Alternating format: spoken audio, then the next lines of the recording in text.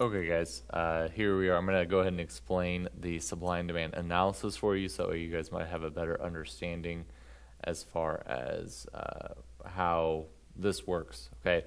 Now, again, just a couple things to re-emphasize for you all.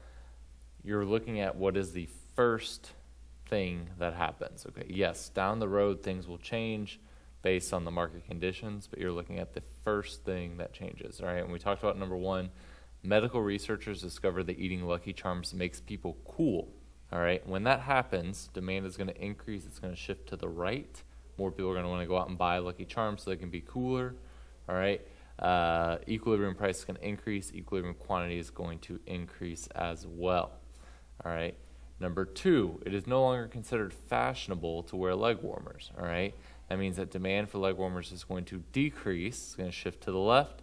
Equilibrium price is going to go down. Equilibrium quantity is going to go down. All right. Number three, the government subsidizes the growers of watermelons. All right.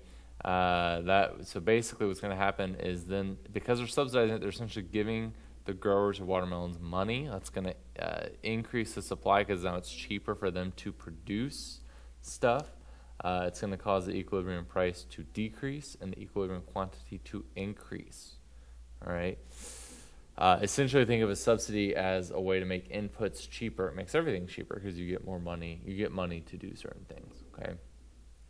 Number four, the government places an excise tax on underarm deodorant. Okay. Basically, an excise tax is just a tax on something, makes it more expensive, right? So for the producer to purchase it, so it's going to cause the supply to decrease and equilibrium price to increase and equilibrium quantity to decrease. Actually, guys, I'm sorry. As I said that, I realized I made a mistake when I was making the key here. An excise tax is just a tax on a specific good, thus making it more expensive. So the demand for it would decrease. It would shift to the left, causing the equilibrium price to go down and equilibrium quantity to go down. Okay.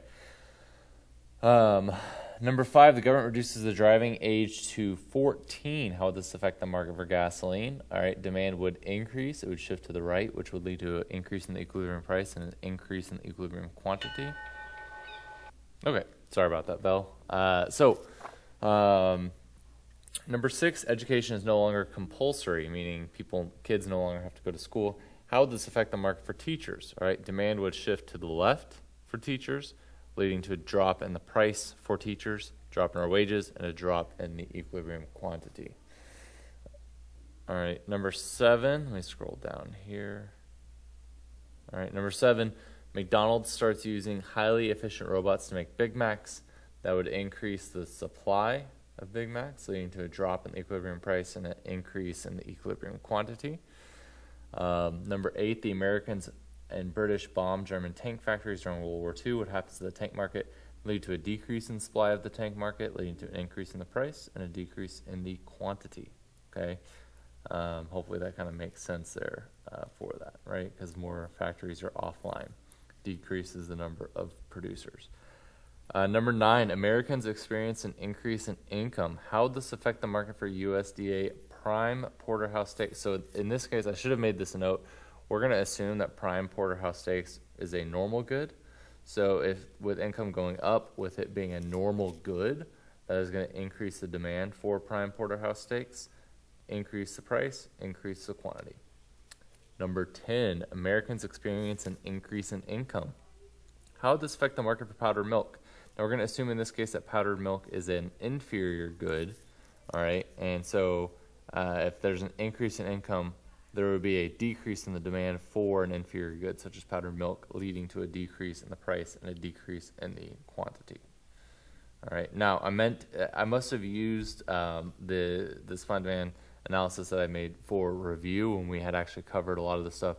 So skip over number 11. I am sorry for doing that. I hope that didn't cause anyone too much confusion or anything like that. We're going to talk about market for loanable funds down the road. It is a supply and demand graph, but it is specific to loanable funds. But there's a couple key things you need to know about it in order to know the right answer there. So I'm sorry, just skip right over that.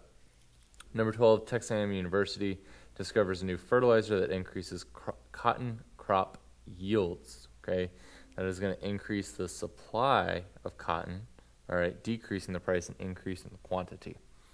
All right, number 13, the courts determined that Microsoft constitutes a monopoly in the operating system software industry and divides up the monopoly. When that happens, right, you're going to have more companies now producing operating systems, all right, so it's going to increase the supply, decrease the price, and increase the quantity.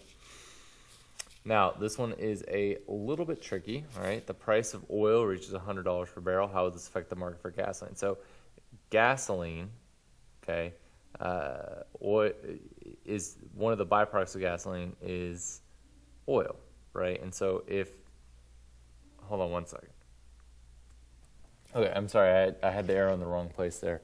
So basically, oil, you make gasoline from oil. So if the price of oil goes up, that means the price of gasoline is increasing as well, okay, which is going to then decrease the demand for gas because now it's more expensive to drive places, thus leading to a decrease in the price and a decrease in the quantity.